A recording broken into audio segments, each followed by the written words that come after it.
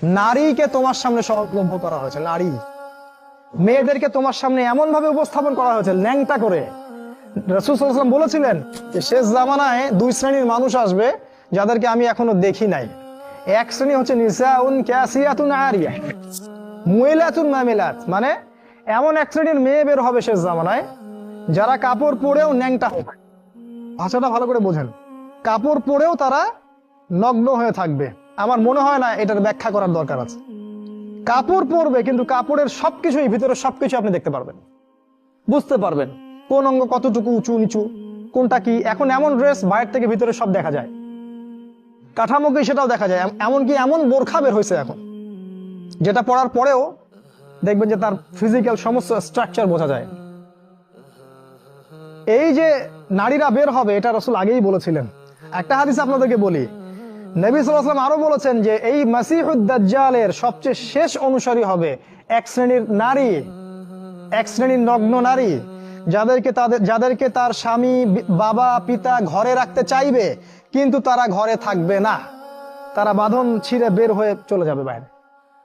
আবার বুঝাই, শেষ জামানায় মাসিহুদ দাজ্জালের অনুসারী হবে এক শ্রেণীর নারী যাদেরকে তাদের পিতা স্বামী ভাই ঘরে রাখতে চাইবে, তারা ঘরে থাকবে না। আপনি কি বুঝতে পারছেন তারা কারা? বর্তমান সময়ের এই ফ্যামিনিস্ট রেভলিউশন যারা করছে এরা সবাই দাজ্জালের অনুসারী।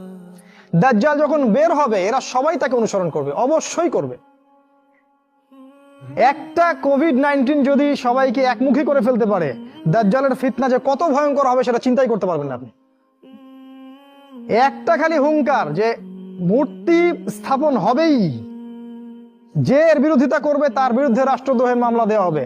সারা দেশের মানুষ ম্যাক্সিমামই এখন ওইদিকে অনুসরণ করছে। এই যদি অবস্থা, তাহলে দাজ্জাল যখন বের হবে তখন যে কোটি কোটি মানুষ তাকে অনুসরণ করবে না এটা কি কোনো গ্যারান্টি আছে? বরং কোটি কোটি মানুষই তাকে অনুসরণ করবে। তোমার সামনে নারীকে সহজলভ্য করে দেওয়া হয়েছে।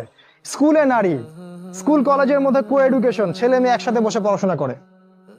একটা মেয়ে এরকম নগ্ন পোশাক পরে আমার সামনে যদি বসে থাকে দিনে 5 ঘন্টা, কয়দিন আপনি জেনা থেকে দূরে থাকতে পারবেন বলেন তো? আজকে আপনি দেখা করবেন, কালকে নোট নিবেন, তারপরে দেখা সাক্ষাৎ হবে, কফি খাবেন, এক পর্যায়ে ঘুরতে যাবেন, ডেটে যাবেন, আস্তে আস্তে আস্তে আস্তে তার সাথে আপনি জেনায় লিপ্ত হয়ে যাবেন। এর জন্য কি শুধু ছেলেটা দায়ী? এর জন্য কি শুধু ছেলেটাই দায়ী? এই মেয়েটাও দায়ী, এই মেয়ের পরিবারও দায়ী, এই ছেলের পরিবারও দায়ী। আর সবচেয়ে বড় দায়ী হচ্ছে সে ব্যক্তি যে এই সিস্টেমটাকে লঞ্চ করেছে এই দেশের মধ্যে, যে সিস্টেমের মধ্যে পড়াশোনা করাচ্ছে, এরাই সবচেয়ে বড় দায়ী। সূরা নূরের একটা আয়াত আছে না, যে যারা মুমিনদের সমাজের মধ্যে এই অশ্লীলতা